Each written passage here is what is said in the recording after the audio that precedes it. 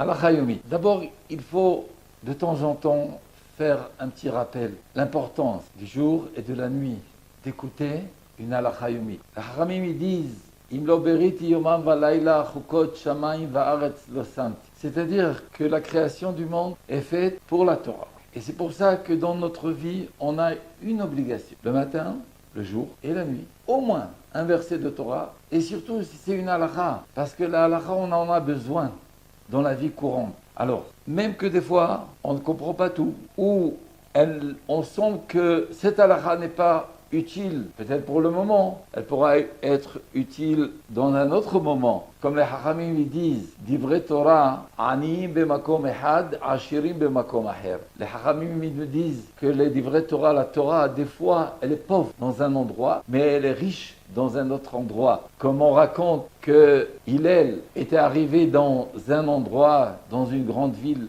et il ne savait pas une halakha.